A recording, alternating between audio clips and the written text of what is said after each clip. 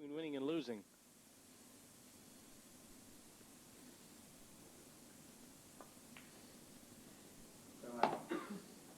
Red ball's in play. Well, not an easy task here to try and clear up on the Reds, but if there's any man that could pull it out, it's the gentleman at the table.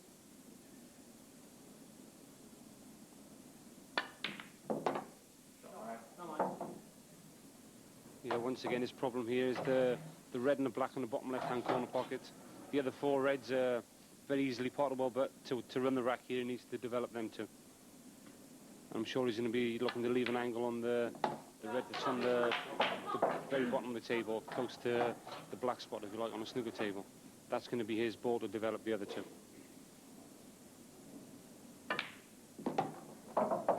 He'd be looking to land straight on this just to run through for the red on the right-hand side of the table.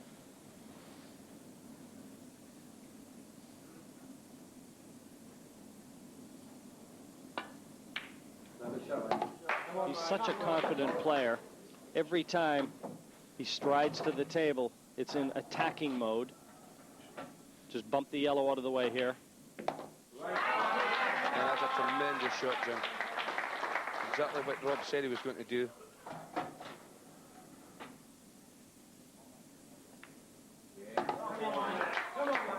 Well, this is some kind of start from Australia. Just what they would have wanted. The 8 down, and the Aussies 2-0 ahead of the fancied English side. Quinten, HANN, a terrific performance there, following the break straight in off to secure the frame for Australia.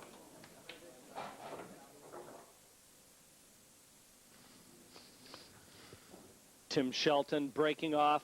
Frame 3 already, 2-0 Australia. Just the sort of start they would have wanted.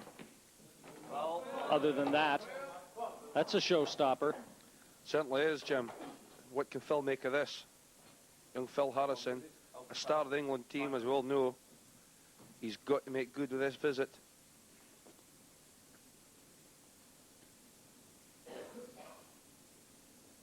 Yeah, that's about the best break we've seen up to now, but unfortunately for Tim, he's gone in off in the centre pocket. He's just lost the wide a little bit, and he's given Phil a great chance to put England in the match here.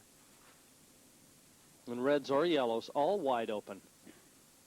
Yeah, I make yellow slight favourites here, Jim. It's there's a couple of tricky reds, and to create the clearance here, the yellows would be that little bit easier. That's exactly what he's going for, Rob. The yellows, he favours them. I know what I'm on about, Mike, don't worry. Yeah, I know that, mate. Yellow ball's in play. I used to play this game, you know. Yeah, and twice Embassy champion too. No, it was a long time ago.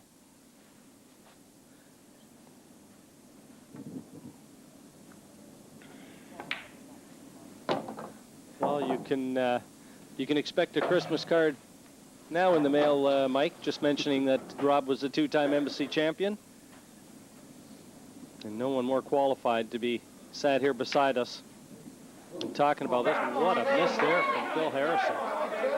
Yes, I've seen this so many times, Jim. It's a team. England are a team full of stars and quality players, but once you get in front of them and rattle them, and Australia proved in the group stages that if you do get in front of them and put a lot of pressure on them, they're human, the same as everybody else. They turn into singles players. Of course they do, yeah. And you're only getting one chance at the table sometimes, and it's with the team event. Sometimes you don't get a shot, and it's put some pressure on these lads, and then they're 30 seconds. very easy to beat. Desperately close to that red. His waistcoat here, got to be so careful.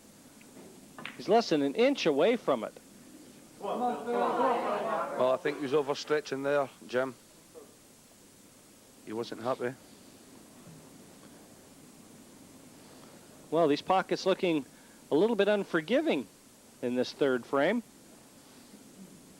Sure, early on in the event, when the cloth is brand new, the pockets slide and they're a little bit bigger, but as the event goes on, they do tighten up a little bit, and as we've seen there, that he looked like he's made the pot there, but it's just lift, and he's given England another really good chance to get in the match. 30 seconds.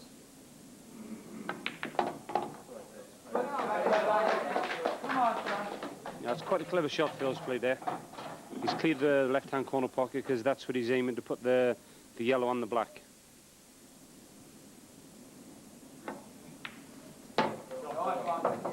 There's many followers of this English side, and there's one of them, Lisa Quick, the reigning world ladies champion.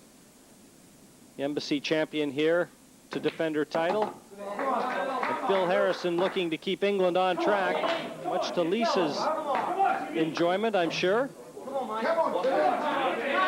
sure what's happened. Oh, that's unbelievable. The red on the bottom right-hand corner pocket's dropped in. It causes a standard foul. It's not a two-visit situation. Watch just this. see it here. The vibration causing that red on the bottom right to drop. Unbelievable. Well, I've never seen that before. We're in our 8th year here. There's our referee, Melvin Hurley. He's 30 seconds. obviously had to call that one. Rob, that can't happen very often, that. It doesn't happen very often, but unfortunately for England, it could have proved a costly mistake, but Tim's been playing a very loose shot there, and he's given Phil a clear chance of popping the black here. Here we see it once again. Just the pressure Phil's put on the table there has caused a slight vibration, and he's just knocked the red in. But once again, he's got a clear chance here to win the rack for England. Oh, he deserved that, fully deserved that. The 8 down, and Phil Harrison brings England back 2-1. But what a different sort of frame that was. Yeah, a little bit of justice here, I believe. 4th frame, England to break, trailing 2 frames to 1.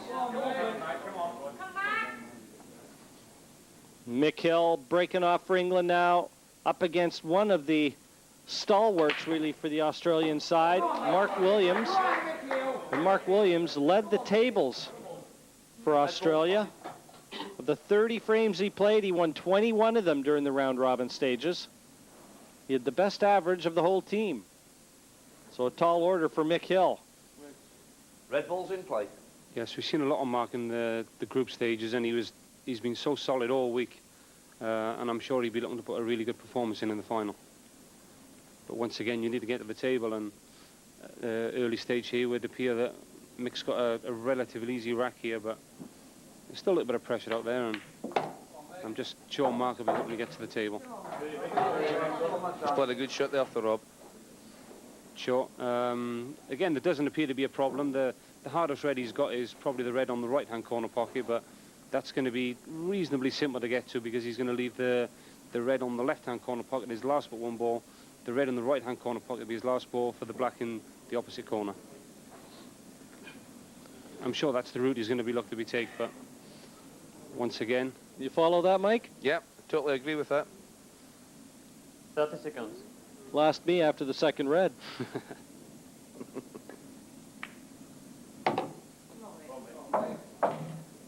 little bit surprised Mick's left the red into the right-hand centre there, because he's just dealing in fractions there to make sure he's got the right angle, but I think he's played a reasonably good shot. No, he can't have the right angle. You see there, he's just left himself the wrong angle to get to the red where he wants to get, so he needs to go a completely different route now. He needs to just drop this red in the left-hand centre to place the right in the right-hand corner pocket. 30 seconds.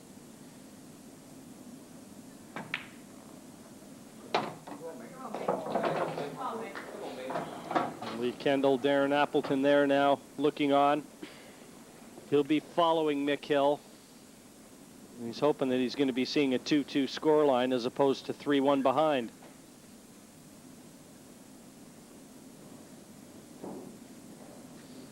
See, he's had to go a completely different route here from the way he planned to finish. Yellow ball's in play. Well, again, these pockets, very unsympathetic. I think he's slightly fortunate that's actually hung in the pocket as well. If that didn't hang in the pocket there, it would have left a reasonably easy finish for Mark Williams. Looking at the table there, Rob, the only saving grace that Mick has now is the yellow ball at the bottom of the table with the red ball blocking it. That'll take some work to develop it. Sure. I think what Mark may try and do here is try and take control of the bottom right-hand corner pocket with the yellow. Obviously, in the meantime, trying to stop Mick from making a clearance, because that is Mick's most difficult ball.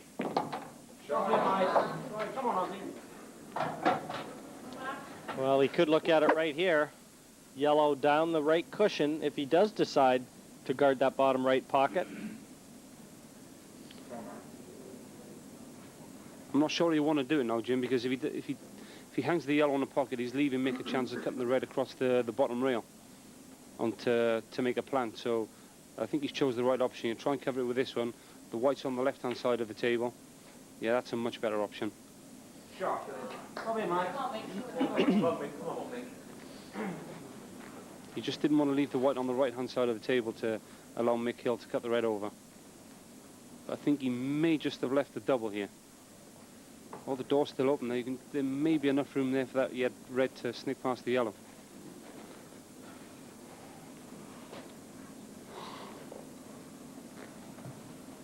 There's always a few options available. He's looking at the double right now. 30 seconds. Obviously the cue ball gets through, but not easy. And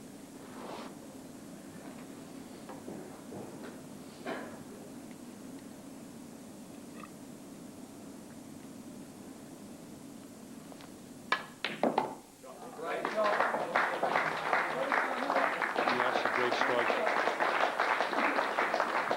Jim Morrison very happy about that one. Little cue power. And what a delivery there.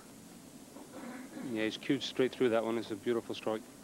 And now the double red onto the red over the bottom left. He's still looking to see if the red passes the red, but I can't really see the problem in playing the double. I think that's the safer option. He's just lining up there how he wants the red to connect onto the other red to make sure 30 the seconds. red he's doubling over stays close to the pocket.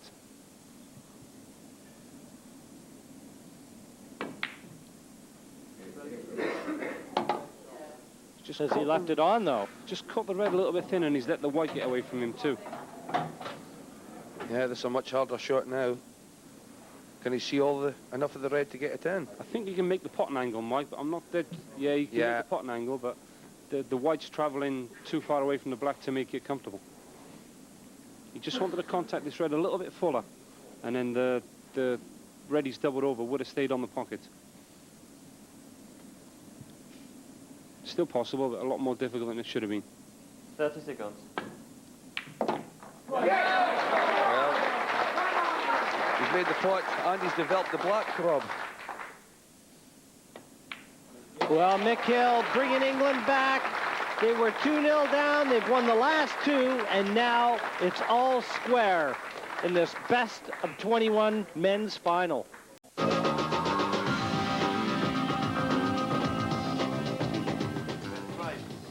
Australia to break. 2 frames all. Breaking off Ricky Flood from Australia, looking to try and regain the initiative that England has yanked out of Australia's possession.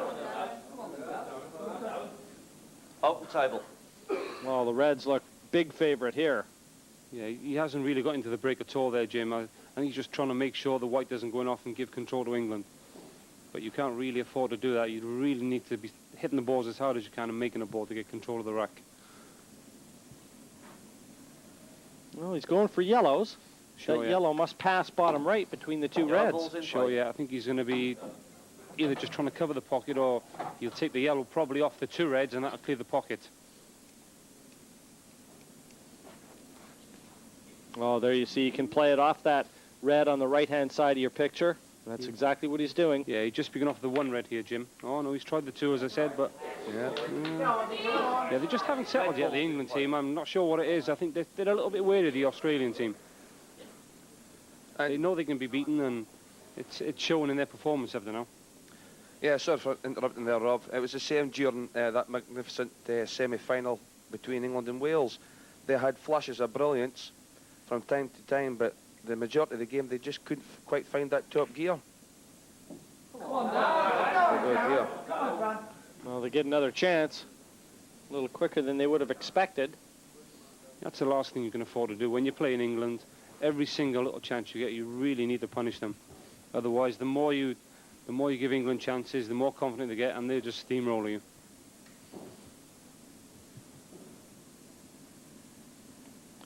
No, very subdued Australian side. Tim Shelton again, I think, reflecting on the chance he had against Phil Harrison.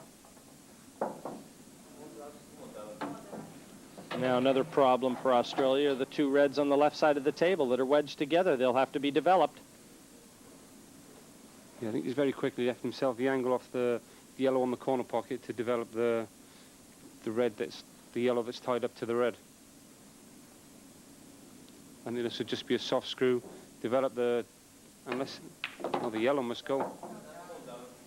And that looks perfect. Sure, Straight yeah. in the top Yep. corner pocket. Yeah, I thought he needed to develop that, but he's played a really clever shot, and I think he's played position on it in the top left-hand corner.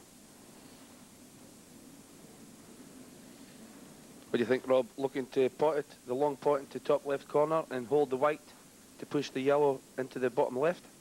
I'm not sure, Mike. If this yellow that's closest to the white actually goes into the right-hand corner pocket, then he may just leave that as his last ball, but if it doesn't, then he'll need to take it now. 30 seconds.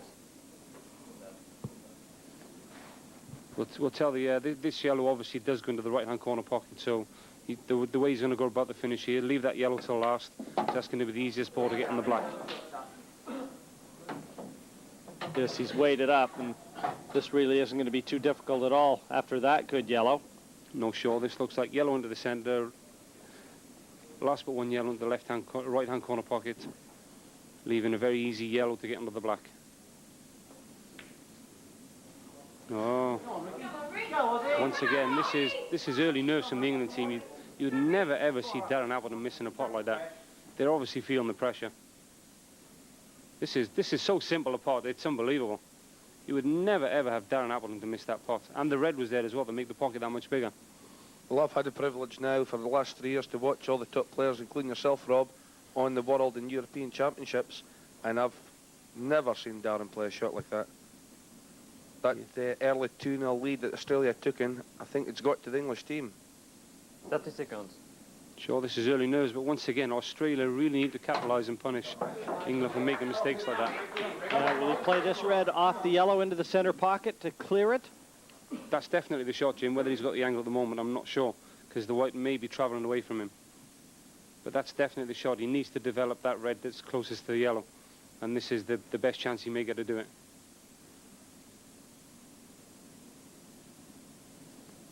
Here we go, red into the centre, off the yellow to develop the other red. No, he's just missed the cannon onto the yellow. Well, it was never going to be easy. Just needed to flick that yellow. Ricky Flood, so good in his television debut here for Australia. Against Ireland, he was the reserve, called up in the second session, won both his matches, and in fact was the last player on the table to secure this final berth here for Australia.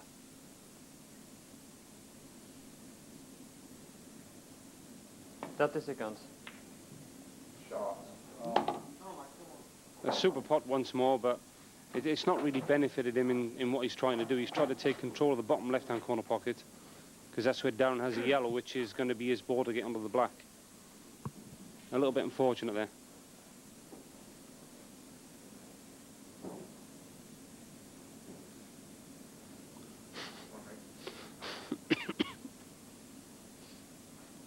There was a very concerned look on the Australian side there, wasn't there? Yeah, there was. They had an early 2-0 lead, as we said. They had a really good chance to make it 3-0, didn't take it. Once again, we've seen the England player, Mick Hill, come to the table, taking out a great clearance, 2-all. And the pressure's back on Australia. I get a feeling, Mike, that they're all wondering what exactly Ricky's doing. That's right. I just can't see the logic of what he's doing at all, Jim. That red ball to the centre right is going to be a hard ball to develop from where he is now.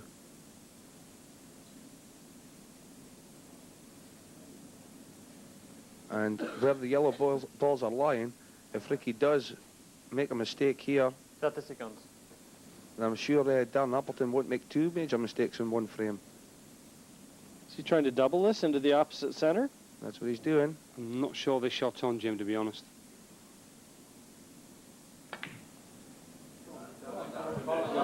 Yeah, I just don't think that shot was even on. I'm quite surprised Ricky's taking that one on. I don't think the doubling angle was there with that yellow in the way. Got himself into so much trouble there. Sure, it's once you start going for the clearance, you need to try and see it through and try and pot your way out of trouble. And Ricky's just run into a little bit too much trouble there. Slightly saving grace. He hasn't left down the easy starter with the yellow on the right-hand centre. Had Darren had that one to play now, the clearance would have been very, very routine. But now he needs to go up and down the table once or twice, which is going to make the clearance a little bit harder. No, that isn't what he wanted either. And I think he may take the yellow into the left-hand corner pocket now and try and leave himself the angle on the other yellow to get back down the table for the black. He obviously doesn't fancy that. He thinks the cut's a little bit too thin. But this isn't going to be easy to pop the yellow on the right-hand centre and get back down for that yellow on the bottom-hand side of the table. It's all about white ball control there, Rob. If he goes for the one to the middle. Sure, yeah. I thought this was the more sensible option. It's a slightly thinner cut, but it guarantees him the right angle on this yellow on the right-hand centre.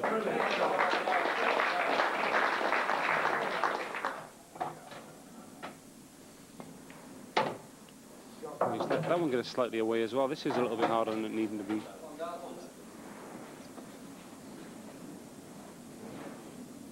That shouldn't really cause him any problems. Well, after a few anxious moments, Darren Appleton deposits the 8, and for the first time in this men's final, England see a lead. The narrowest of margins. They're in front of Australia 3-2. Yeah, and he'll feel fortunate, Jim, that he got that frame after that very bad miss into the middle. They still need to find a gear, I think, Jim. Well, good shot here on the yellow, though, and eventually he secured the frame with a couple good pots. But as I said, it wasn't without a few anxious moments. And as Rob said, this one slightly got away from him as well, but he came out with a fine pot to clinch the frame.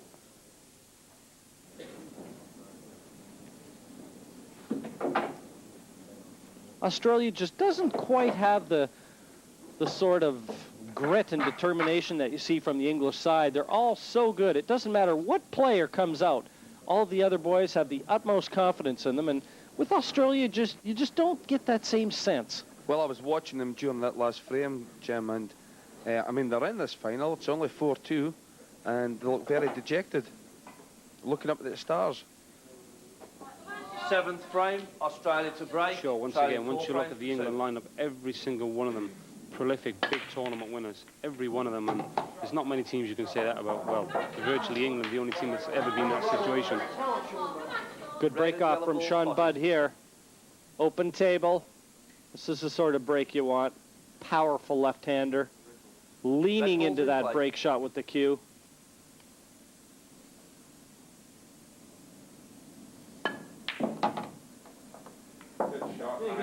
Well, that's just opened everything up. Yeah, it was a nice shot Sean played there. He's tried to develop the one difficult red he had straight away, and he's done that. And it looks like a reasonably comfortable clearance here. Is one difficult red being the one in the top end of the table. And one that Australia needs desperately. Yeah, I think they must take this frame to take the challenge back to England. And he's played a very good shot there, trying to develop trying to get onto the very difficult ball straight away. The Australian, sorry, Rob. I was just about to say there, the Australian side looking a bit more animated now. Just let that one get slightly away from him. That isn't really where he wanted to be here. He's just made things a little bit more difficult than they need to be.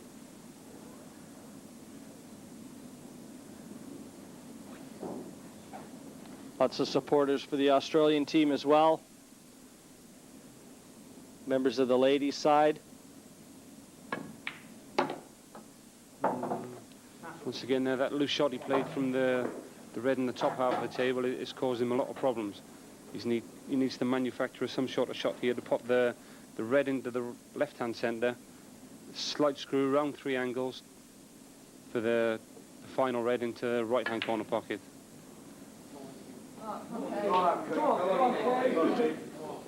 Well, the yellow's wide open for Keith Brewer in England now. And the Australian team manager, he wonders where it all went wrong. Well, I think he concentrated too much on the position there, Jim. Slightly forgot about the pot.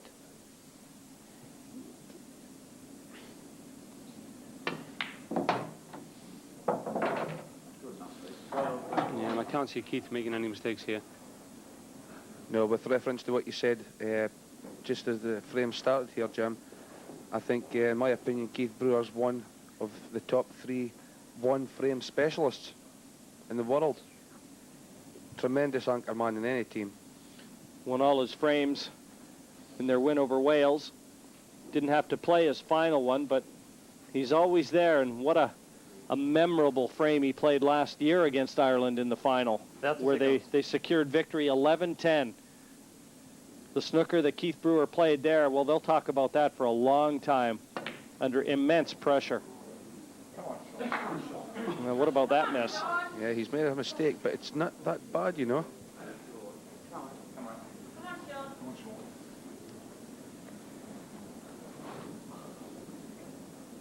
Well, shot selection helped there. Sure, he's played a shot there. I don't think he was 100% confident at the pot. That's why he's put the white in that area there. He knew exactly where he was leaving the white. Because he knew if he missed the pot, he wasn't leaving Sean any really easy starter. Oh, my word. That's a superb shot. Well, I think he can get through to this, Red. What a shot this is. That's a great double. Once again, come around 3 angles, and I think he's actually left himself a shot into the centre pocket there. This could be a massive frame for Australia. And as you can see, you can reach the pot angle. And this is a massive shot. This either gets Australia in the match or helps England running away with the match. That's a great shot. Great effort from Sean Budd. The mistake from Keith Brewer was capitalized on, and they pull one back to trail England 4-3. So after a terrific start for Australia, England hitting back, but as we've just seen from Sean Budd, they're not out of this yet, and that was a very important frame for Australia. That's right. Sean had a great break on that one. Didn't take it out at the first opportunity. Keith had a miss. Yeah, it was a very good break. 2 balls off the break. He had the choice of the balls. Great break. As he came to the table, you said he's a very positive player. He's going to go for it, and he sure did. And That's right. This is a terrific double. That's right. He had opportunity before this. He missed it. Keith let him in again, give him that shot, and bang, took it away, got the frame off it. So this match still very much alive then. Nicely poised. Oh, yeah, 4-3. Anybody's game. Anybody's game.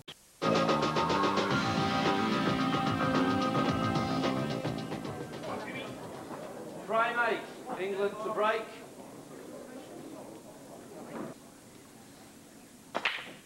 Jason Twist breaking off here now, frame 8.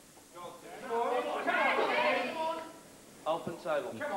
You just saw Keith Brewer really toss one away, Rob. Yeah, that's not really what you'd expect from Keith in that situation. So strong, 1 frame. But he's opened the door back up for Australia. Well, he's up against Tim Shelton here, and we saw Tim Shelton play a very loose frame in his first one. Wonder if the nerves have settled any for him. 30 seconds. Apparently not. You can't miss balls like that against Jason Twist. He's had a very good chance here. He just needed to make a yellow there, and he would have had control of the rack. But just handed it straight back to Jason Twist. And I don't think we'll see Jason make the same Yellow mistake balls here. in play. Once again, Jim, we're seeing you always get chances against England. They're obviously a quality team, but you always get chances, and it's just a matter of taking them. And at the end of the day, that's all you can ever ask. Sure. Whether it's singles event, team event, you just ask for chances to win the game. And up until now, Australia can't really say they haven't had the chances. Well, you know what's funny in this is, to my notes and my way of thinking, the real key men for England were Jason Twist and Keith Brewer. They were the real bankers. They both lost their opening frames in the first session, and yet England still find themselves 4-3 in front. Well, Jim, that just shows the depth of quality in the team. when one or two players falter, the others come behind them and support it and do the business on the table. Yeah, that shows the value of having a quality squad. Doesn't matter who they pass the baton to, they can run. And making short work of this one is the Tornado.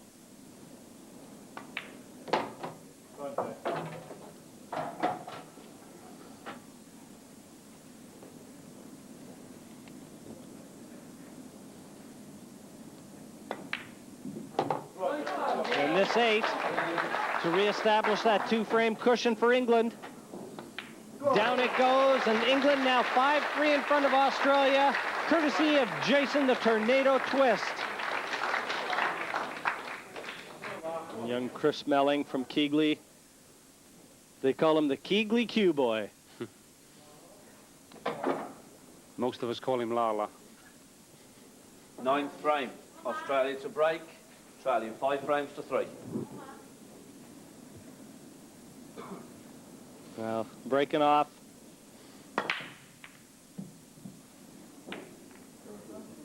Well, there goes the 8, so it's just going to be a re-rack. Mark Williams depositing the 8.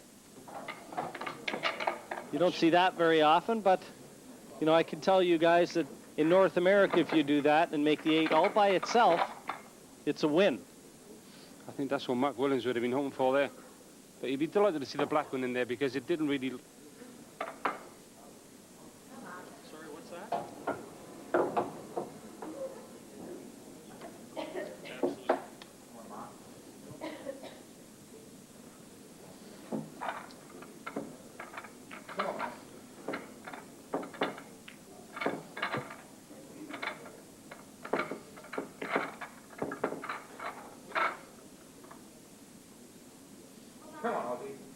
Well, the centre up the table, Jim.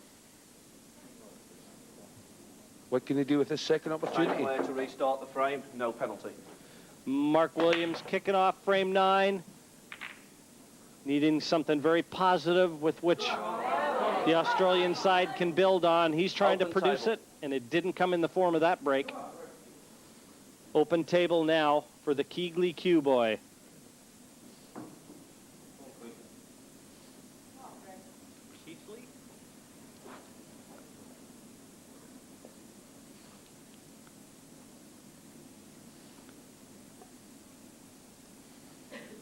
Well, I've just been told I've been mispronouncing Chris Melling's hometown, Keighley.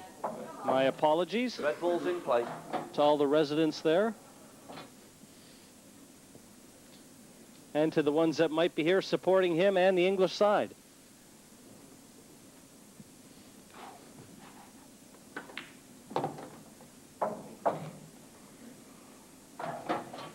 Big opportunity here for Chris.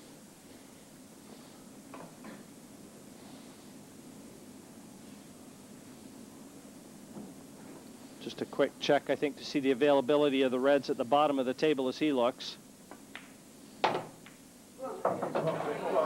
Now, looks as though he's got his choice of plants here.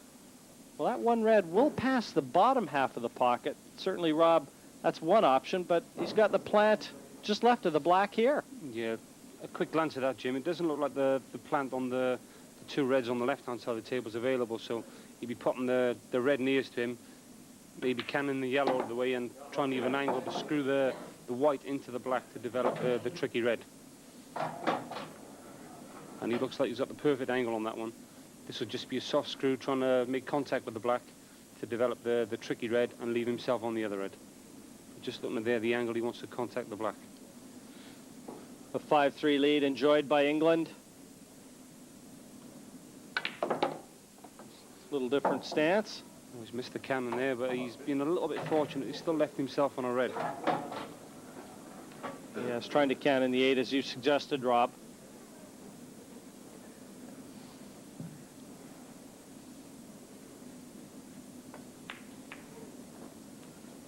Has he been fortunate? Is the red available in the top right-hand corner? Albeit not very easy, but it looks like it may be available. Well, you got to believe it has to be the way he's played that shot. Sure, he hasn't even. Yeah, it is available into the top right-hand corner pocket. And we'll know straight away whether he's made the pot or not. No, he's missed out by a long way. And once again, we see Australia, hand on the table, in control of the game, and it's imperative for Australia's cause that Mark Williams takes full advantage of this chance.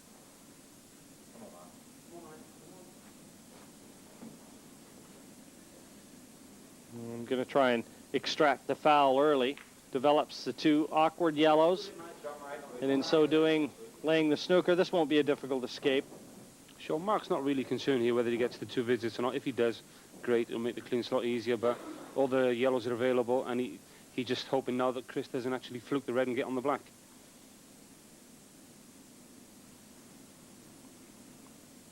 A little shake of the head there from Chris. And I'm sure he'll get out of this one. Well, he's got the side cushion available straight into the red this way, but also if he elects to go to the top cushion,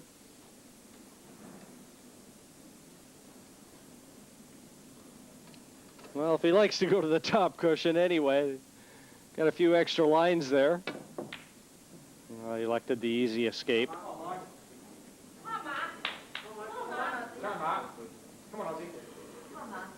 Sure, he didn't extract the foul out of Chris there, but in opening the two yellows in the bottom hand corner pocket, he's paved the way for what looks like a routine clearance under normal situations, but we all know this isn't normal situations. This is the weight of all his teammates in his country on his shoulders. In the finals of the World Team Championship. Sure, but he's been really solid all week, and I would be slightly surprised if he didn't take the clearance here. I think his teammates certainly feel he's going to. They're looking considerably happier than a few moments ago. I'm sure they think this is one in the bag. And another point on the scoreboard. And it really needs to be, Rob. Absolutely, Mike. If Mark isn't successful here in getting the clearance and England were to take a 6-3 lead, then it would be really difficult to see how Australia could get back in the match. Yeah, he's showing the form he's shown all week. That's a really well-controlled shot. He's given himself the perfect angle on this yellow to get back down for his final yellow. Steady player, Mark Williams. Sure, this is just another one that needs cued nice and straight. Nothing at all to do with the whiteboard, just make sure of the yellow. And its natural position on the black. That's a really nice clearance. That's a nice shot. This is the pickup the Australian team needed. Well, if they needed something positive to build on, Mark Williams has provided it. You can see him trying to lift the team to another gear. 5-4, England over Australia. 10th frame. England to And break. Aussie captain Leading Alec 5 frames Evernatis, to 4. 5-4 down. And he'll be up against the man at the table, Phil Harrison.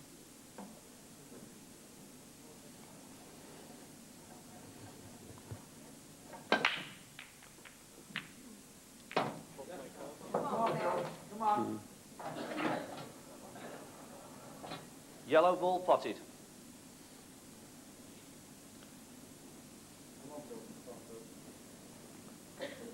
Well, that's sort of awkward right now, but getting a ball off the break, the first order of business, but certainly Phil Harrison will be looking to try and get England back on track. Tall order, though, against Alec Evernatis. Yeah, Alec Evernatis is one of the top players in the world. He's a superb captain, and he's certainly got an aura about him. Very confident. Surprising, really, that Alec doesn't do a little better in the singles events. He is such an accomplished player and knows the tactics of the game. He's been coming over here for 7. Well, this is the 8th year now. And you would have expected him to get to the later stages of a televised event. Well, I've spoke to him about that, Jim. And what he says is he's here for Team Australia. That's his main ambition, is to get Australia to be world team champions. And that is a distinct possibility still. Only 1 frame in it. Far too nice a guy for me. Thinks about his teammates and not himself. Yes, he's a rare breed, Jim. Well, they're certainly happy that he is. I'm sure that he'd be looking to make a captain's innings here. if he can get Australia to the break 5-all, they'll be really pumped up and fired for it. And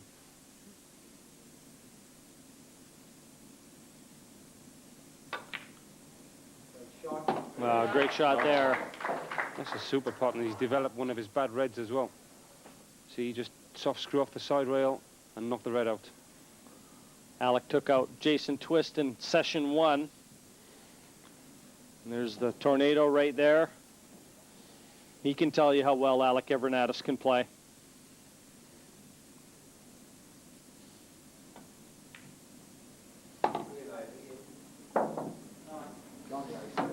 He's slightly unlucky there. He's hampered by the red in the middle of the table.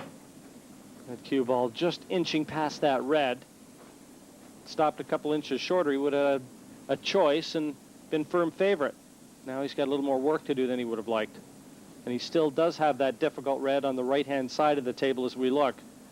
I think that's what he's angling towards there, Jim, trying to get an angle on the red in the top half of the table to develop the red that's on the right-hand side cushion.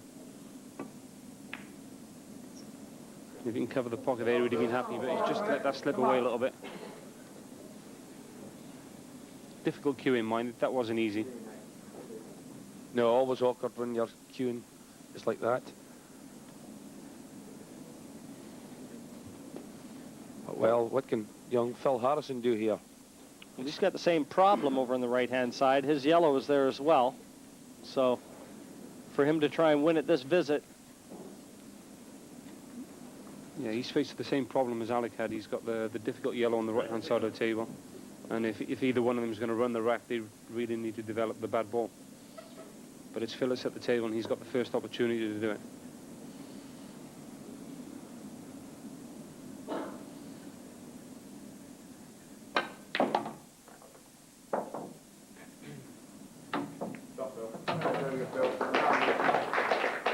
Well, that couldn't have worked out a lot better. Sure, he's had a really fortunate little kiss there. Had he not kissed that, and then he wouldn't have had the angle on this yellow to perhaps develop the bad yellow. But it looks like he's had a really nice kiss, and the angle's there to do just that.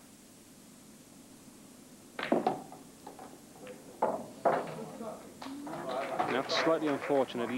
He's aimed to hit the yellow, but he's just cannoned the red full ball, and you can just see he just misses the yellow. Had he cannoned the yellow there, he would have been faced with a much easier pot. But he's still in control of the table. Not an awfully difficult pot here. It's just a matter of getting the right angle on the next yellow.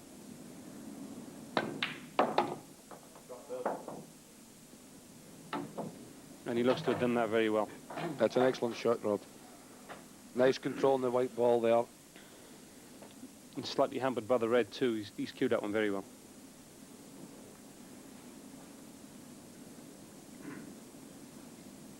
Darren Appleton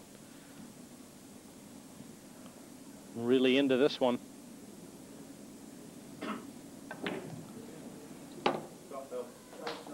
Nice pot. There's the yellow this time into the middle right. It's unclear whether he's got the perfect angle, Mike, to run through for the yellow. But the way he's leaning over there and checking what sort of angle he wants in the yellow, I would suggest he has. Yeah, he's got the perfect angle. He can get anywhere, he can get whatever he wants with this one. But still faced with a tricky pot, he needs to play this with quite a little bit of pace to get the white back out for the black. Unless he's just going to roll it in and leave himself a long black. Just a soft screw maybe, yeah. Yeah, he chose to go the easier option there just to make sure he gets a go at the black.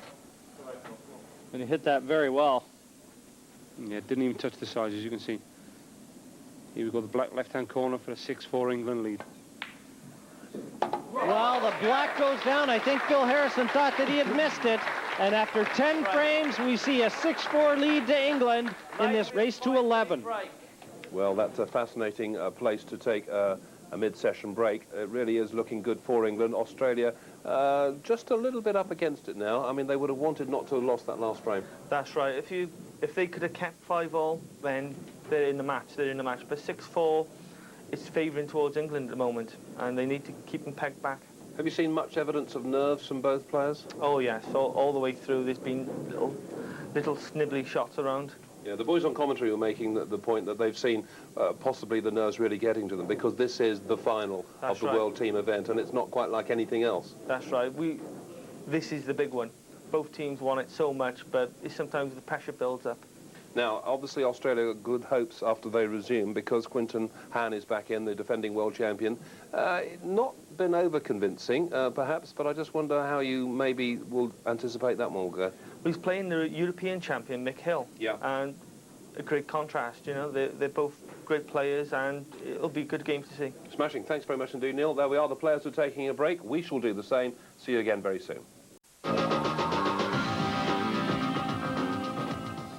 Welcome back to Blackpool for this Embassy World 8-Ball Pool Championship. We're at the interval in the men's team final event between England and Australia. England with a slight advantage at the moment. Let's go back now to Jim White. Thanks, David. Well, yes, Australia 6-4 behind, and if you've got a little bit of a deficit to make up, who are you going to call? Quinten HANN. He's the man coming to the table, the reigning Embassy World Pool Champion, to try and steady things for the Australian side. Yellow ball potted. Yellow made off the break. That certainly has been a trademark of Quinten's play last year, and every time we see him, he is so good with the break, he almost always controls the table. Red ball's nominated.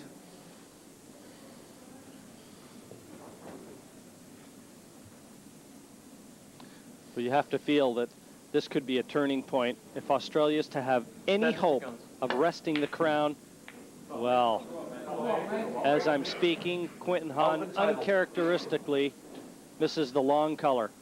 What you were going to say there, Jim, was absolutely right. They had to nail this frame. I feel if England take a 7-4 lead, the Aussies could be well up against it. And in so doing, put Quinten HANN aside because he is one of the ones that the Australians count on heavily. That's right. They are relying on him a lot. And a very uncharacteristic mistake there. Let's Mick Hill to the table, and Quinten knows it. 30 seconds. Yeah, not the sort of pot we'd expect Quinten to miss there. Having said that, it's still pretty messy there. You can see the reds and yellows left center at the bottom of the picture, and going to have to develop those.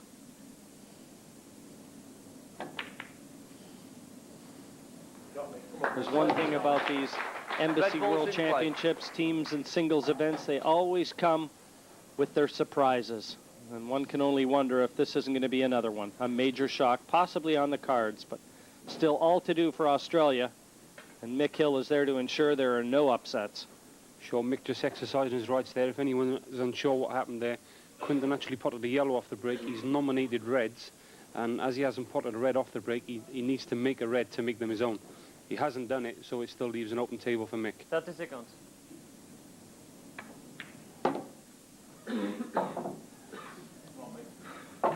And that's a loose shot by Mick there. He's played to get about another 6-8 inches over the table. He'll be looking to go up the table now, Rob. Yeah, if he needs to continue this break here, he needs to go up to the top two reds. Well, the English side not too pleased with that. They're 6-4 in front at this stage. It's a best of 21. And last year, England secured the Embassy crown with an 11-10 victory over Ireland. Yeah, I'm sure the way England are playing, they'd be looking to make it a lot easier this time.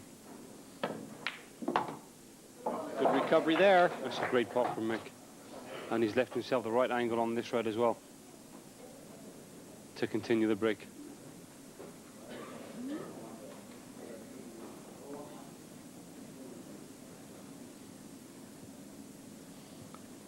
Once again, we've got a tricky red there. The two reds on the left-hand side of the table. The one which is to the right doesn't go anywhere, so Mick will be looking to leave an angle off the red that's on the left-hand side to disturb the other one. And I think he's just gone a little bit far with that. Yeah, drifted slightly, Rob. As you can see there, he's too straight. He can force an angle, but you lose all control when you force him with a lot of pace. So it's not really what Mick wanted to leave. I don't believe he'll pot that red if he does try and force it. Yeah, that's always a big problem. When you're trying to get a little bit too much out of it, things tend to go slightly astray. So he's probably looking for some other option. Maybe pot the red and try and get an angle on the other red to disturb that bad one.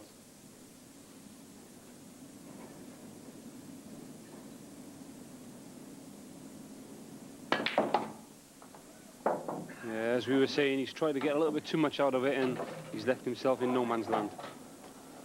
It was way too straight to be getting into that red. Amazing how that cue ball stops before it follows through, though. With all the pace that it was played, the difference in the weight between the white and the colors. Sure, we play with a slightly smaller white ball than the object balls. And as you can see there, that's the effect it has on it.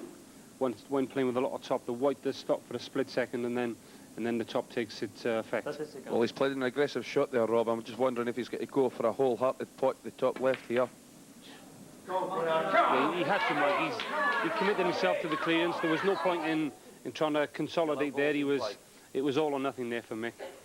See Quinten just coming to the table, a little smirk on his face. He knows this is one back to Australia. Well, I think Mick Hill was smiling as he departed and realizing that he had just turned this one right over to Quinten HANN and smiling outwardly, inwardly. And Quinten just having a little bit of fun with Mick there. He's just played that one left-handed.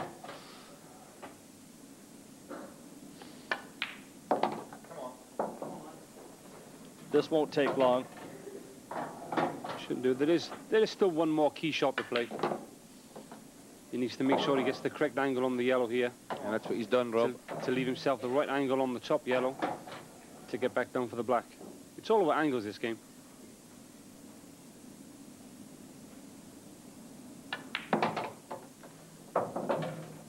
And he seems to play that one fairly well. This is just a little soft screw. The white will come back over the right-hand side of the table, and I'm looking for him to get really close to the black here to make it a routine pot. Maybe not this close. Overcooked it. That's perfect. Yeah, he's got it. Absolutely perfect. Just what I called. Well, he knows he's gotten lucky there. I thought that was the only pocket he went in, the bottom left.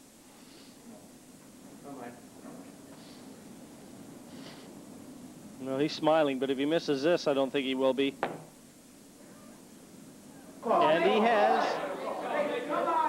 Well, that smile isn't there now. That was very careless from Quinten HANN.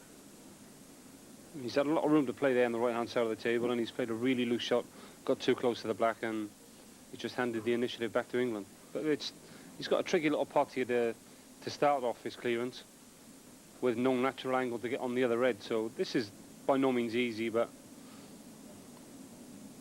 he's done this so many times. I wouldn't be at all surprised if he made the clearance. And that's a super little shot. It's a great shot. He's given himself a shot on the red. Well, he's one very good pot away from a great victory here for Mick Hill. Big time pressure on this one.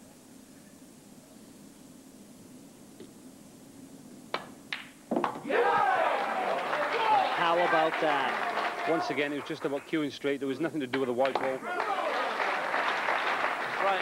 Congratulations from the world champion, the Embassy world champion, and a big win for Mick Hill, and now a real long road back for Australia. 7-4 to England. Now it's down to Lee Kendall from England, up against Sean Budd. And Lee Kendall, the captain on the English side. You didn't see him in the first session. He's a substitute coming in for Carl Morris here. Again, a testament to the strength on the English team when the captain, the team captain, is a substitute. Amazing. You always expect to see the team captain out there battling for his country. All to do, though, for Australia right now. 8-4 behind, and Sean Budd at the table. And Sean Budd won his first frame against Keith Brewer. So you know he's confident. Red Bull's nominated.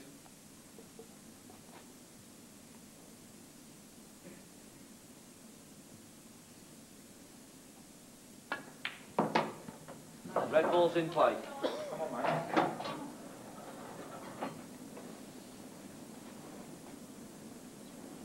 Well, they faced a 9-4 deficit against Ireland and came back.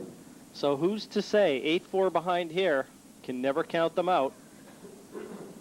This is familiar territory for the Australian team. Yeah, great fighting qualities. A couple of times in the group stages they were well behind and managed to come back and record a victory. So it's obviously not within their grasp, but you just see they're all looking slightly dejected. They know full well that this match is slipping away from them. It's 8-4 down. They should at least be 7-5 in front. At worst 6-all. See Alec there, he's not looking too pleased. He's just perhaps hoping he may get back to the table for another try.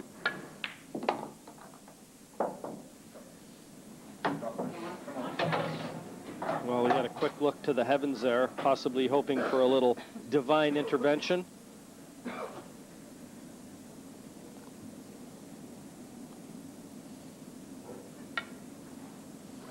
Well, this looks very close. Yeah, it's unclear there whether he can actually pop the red. Perhaps he may need a little swerve, a little bit of side to get around it, and he's played a super shot there. A great shot. Alex there willing every single ball in, Jim. He knows how important this one is. Well, as a captain should be, right there for every one of his teammates. And this is another great effort from Sean. We've seen him take a wonderful instinctive clearance out on his last rack. But this is a little bit more routine. Last time he's come up with a wonderful double. This time it's all nice clear pots. You see Alec there just turning him on. There doesn't appear to be any problem here. Red in the bottom left-hand corner. Screw the white back 12-18 inches for a reasonably easy black in the left-hand corner. How does Lee Kendall feel? A substitute called in, doesn't get to the table. Perhaps that's why he wasn't in the first session, Jim. Well, Sean Budd completing a break and clearance, just what Australia needed. The tonic for the ailment. 8-5, England still in front. Yeah, so are we going to see another wonderful Australian fight back? Here we go, the key to victory here. Just cue that one very well. Just screw the white back 12-18 inches for the black into the left-hand corner. Yeah, two good performances from Sean Budd there. Very happy and talking to all the Australian supporters. Now it's Ricky Flood, again called upon. And he's up against Keith Brewer. Tall order. Keith Brewer lost his first frame. How often do you see him lose two in a row? 14th frame, England to break, leading 8 frames to 5. He has the break here, Jim. Obviously, he'll be hoping to make the ball off the break, take control of the rack. Early signs there. There's another. Oh, Red's just popped in at the last roll. Red ball's potted. But Ricky will be quite pleased to see there. There's no easy clearance. He has made a ball. He's got the option now of choosing the best balls, which I'm sure he'll do. But early signs there, it doesn't look like a clear run out.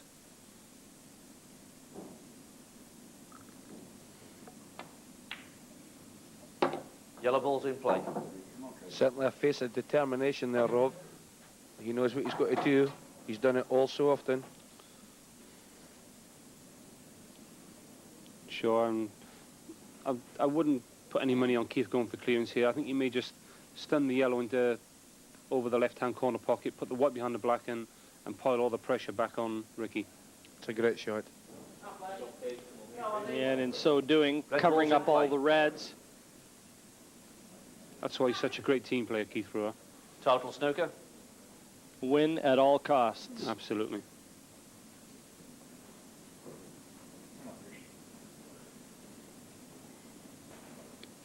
See Ricky's up against it here. He's in a total snooker here, which I'm sure he's called, but that's no real odds at the moment. He needs to make contact with the red. Ricky Flood making his debut in this Embassy World Team Championship, whereas Keith Brewer has been on the English side for all 5 of their world titles. Foul. Oh, Ricky, that's very loose. With all those reds on the table, there's no excuse there for not contacting one. Not sure which one he was trying to hit. I think he was trying to hit the red in the middle of the 3 to try and pot it, which, you know, wouldn't have been any real value to him. He just had to consolidate there and make sure he never gave Keith 2 shots. with 2 shots here, visiting hand. I can't really see Keith making any mistake at all. Yeah, you've got to fancy him for this one. I don't think he'll mind that. He's still on the yellow right center. It's in the yellow right centre, and he's got the angle there to develop the tricky red at the top, the tricky yellow at the top of the table, sorry, which is right close to the red. And I wouldn't be surprised if we seen him try to develop that with this shot. But everything isn't clear. There's still a very tricky yellow on the left-hand side of the table. 30 seconds. Nice shot there, developing the one awkward yellow. He wants to save that visit, obviously, that visit in hand from the foul for that yellow on the left cushion. Nice little shot here from Brewer. Sure, what most people would try and do here is what I would try and do. I would try and develop the yellow over the centre pocket with this shot, trying to keep my 2 shots in hand, but I wouldn't be at all surprised if see Keith just drop this in, leave the angle to disturb the yellow over the left-hand middle to make it potable, and obviously paving the way for a much simpler clearance. But you get people like myself who try and do it in 1 shot and end up costing yourself, but this is obviously a team player, and he plays everything by the rules for the team match. Well, this doesn't look too difficult. Just bump this yellow into the red to leave it over the middle. He's played that well. Second visit. Again, all about leaving angle on the last yellow to get the right-hand side of the table. Because that 8 will be intended bottom left. This is all about preference here, Jim. We've all got a preference of different ways we like to leave this. Some people may like to left it straight and screw the white straight back, but Keith opted to leave himself a slight angle, stun the white off the left-hand side of the cushion, bring the white over to the right-hand side of the table, and That's a lovely shot, Rob. that's a very easy black now for a 9-4 lead. 9-4, England in front of Australia, and very familiar grounds here for Australia now. That's what they were in front.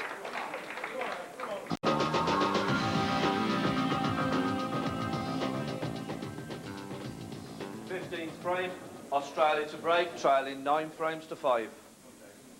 And at 9-5, Australia breaking off. Quinten HANN leading off this 3rd session.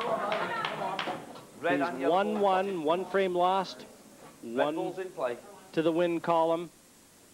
He's got to keep Australia on track here. Remind me to voice that over, Mick. Yeah, I'm sure he's going to be looking to make amends here for the last mistake he made in his last frame, where he had the frame at his mercy. He just let the white get slightly away from him and eventually lost the rack. Jason Twist from the English side. This is going to be a tough one to call.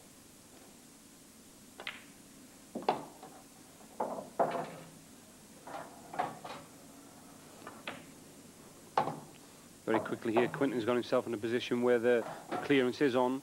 He needs to play 1 key shot here from this red to leave himself an angle to get down to the awkward red.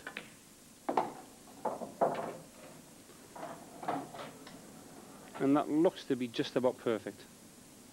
Stun the white over left-hand side of the table. Yeah, it's a tremendous shot. Again, this is a bit tricky because he needs to get the white back out for the black.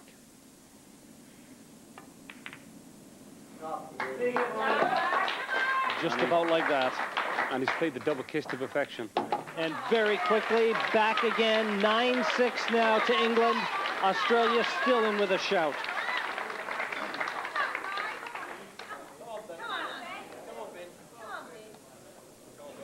And this second last red, stunning over nicely to leave himself a chance at the victory. Quinten there, Jim, giving Australia a glimmer of hope. A tremendous clearance. England just 1 frame away from retaining the Embassy World Team title. Big And smile on the Phil face. Harrison wants to be the one to bring it home for England. Just 1 more frame required. Mark Williams wants to be the roadblock in Phil Harrison's path.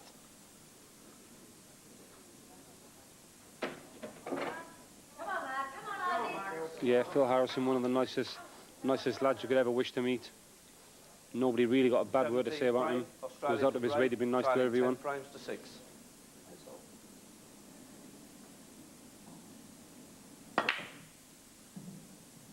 We mentioned that Australia actually defeated England in the round-robin stages of this competition. Off the table. That doesn't count for much now. Unfortunately, Jim, all they got for that was 2 points, but I think for an England victory here, they're going to be crowned world champions once more. There's Really more than 2 points at stake. Well, it really should have given them a bit of confidence coming into this. And the way they kicked off, winning the first 2 frames, it looked like an upset might have been on the cards. Sure, and they've had enough chances to win the match, but it's perhaps the big occasions got to them. And I mean, they're still not out of the match. It's only 10-6. There is, you know, a glimmer of hope for the Australian team, but the way England are starting to play now, can't really see anything but an England victory. Yellow ball's in play. And Phil Harrison actually has won both his frames to this point in this final. Phil looking there just to push this yellow across to the right-hand side pocket. Not to pot it, certainly to block it. And that's what he's done. Red ball's in play. He's left the door open slightly, but at this stage, there's not an obvious clearance on from Mark Williams, so it shouldn't be that crucial.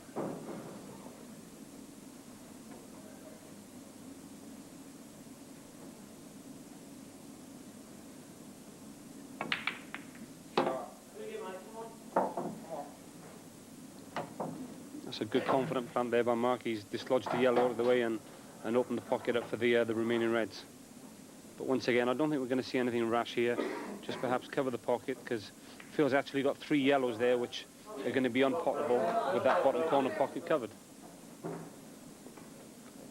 Sean Budd and, again, Captain Evernatus wondering if they're going to get another chance.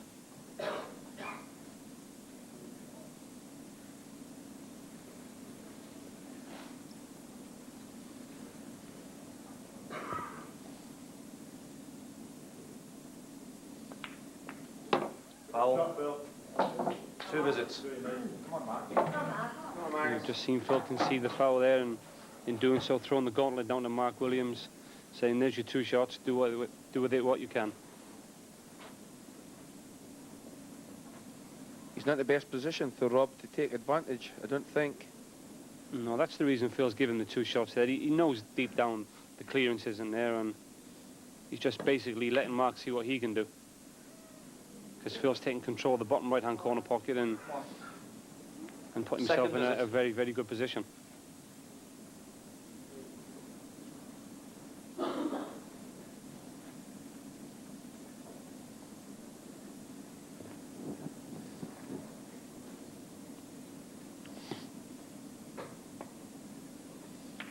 No, he's just let that one slip away as well. He didn't want to pocket that one. He just wanted to cover the pocket.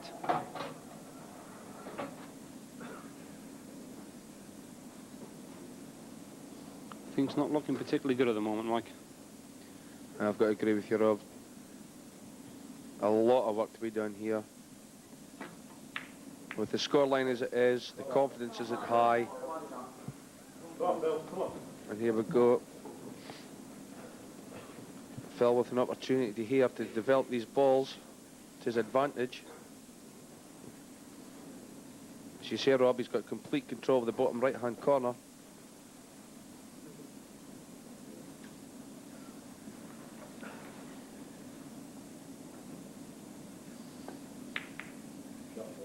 And now the bottom left. Nope. Yeah, he's just taking total control. He's not willing to... This is the game England need to be crowned world champions again, and he doesn't want to be the one to let it slip away. He's got the game in his grasp. You can't really see Australia getting into this rack here. Foul. 2 visits. But there, Mark Williams, once again, as we've seen so many times before, throwing the gauntlet down, giving your opponent 2 shots when you... The reason we do that is if you're in a situation where you don't think your opponent clean up with 2 shots and you think it would be to your advantage to clean the pocket away, and then we do that, we put the ball and say, just basically saying to your opponent, on you go, see what you can do. but it could be a very, very costly mistake if Phil was to get this clearance. Well, I was just going to say there, Rob, before you said that, I don't think I'd have thrown down the gauntlet to Phil Harrison. Not at this stage of the game. Absolutely. I think it was a very rash decision. And Phil's walking around the table with a little spring in his step there, Rob. Sure, yeah. What he's going to attempt here is an attempt the planted yellow, the yellow just below the black, onto the yellow on the left-hand corner, and in doing so disturb the other two yellows at the same time. What about that? If that top yellow passes to the left center, this could be over and out. Yeah, that goes okay, Jim. This is game, set, and match.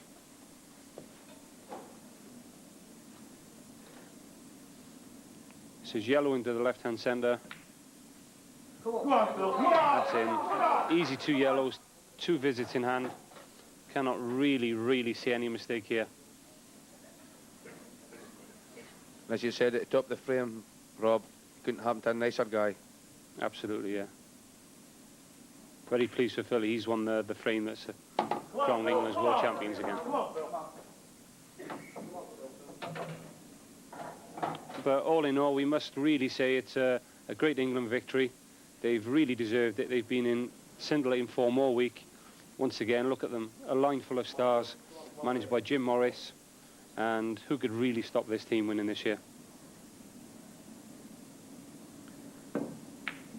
Let's also pay tribute.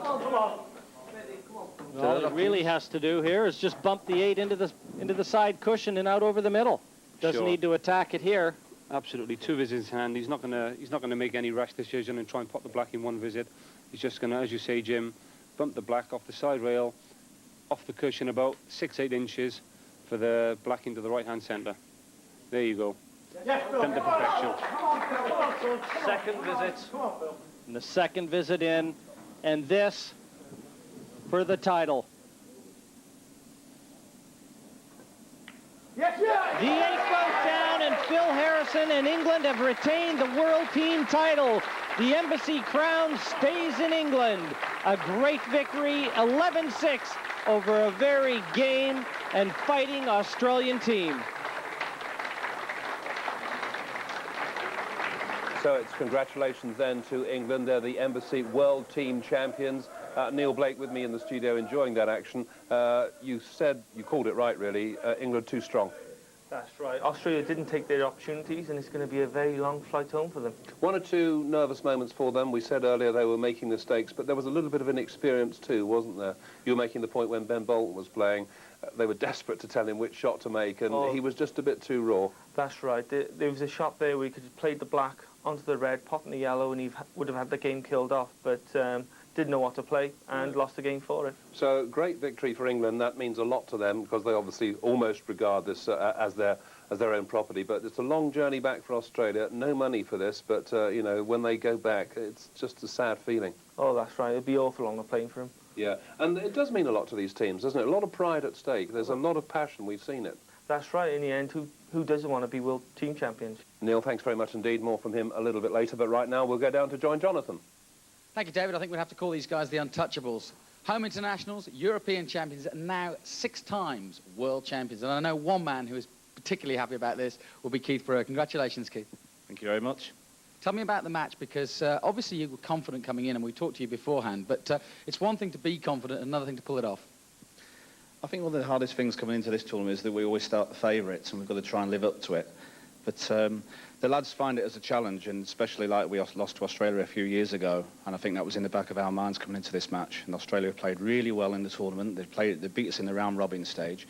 So, yeah, the lads were up for it. They certainly were, and they played very well. I talked to Jim Morris, who is the team manager of this team, and, well, they've never let you down yet, have they? No, they've not.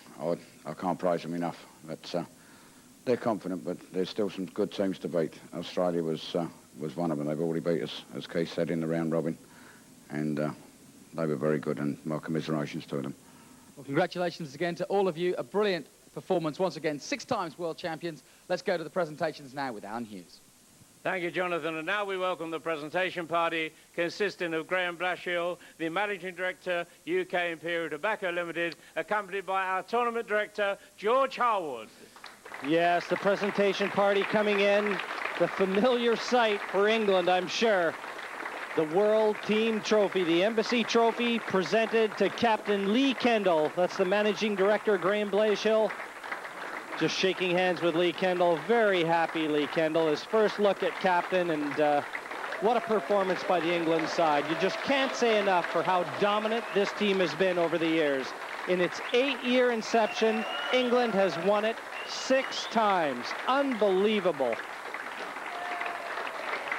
And it gets passed around, and a good chance they're going to be drinking a little champagne out of that cup a little later tonight. And a very subdued Australian side. Understandably, they fought hard to get through to this final. But in the end, just too strong a team representing England yet again.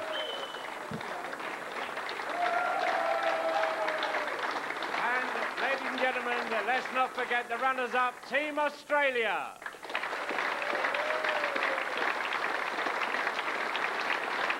So it's a great moment, that, for England, but a generous round of applause too there for Australia. They've gone down fighting, but a final word now from Neil Blake, our studio guest. Neil, England do seem to have made this their property. It's hard to see them losing their grip on this title. They're so good. That's right. I think they're 6th or 7th time winners. Fantastic. Well done, England. For the moment, they're very much in charge, probably going to stay that way maybe for the foreseeable future. Well, hopefully Wales will have a crack at them next time, but they've got 8 strong players. They're very good. Neil, thanks very much indeed. Enjoyed your company. Hope you enjoyed the match. There we are. That's it for now from Blackpool. Hope you enjoyed it. Coming up next...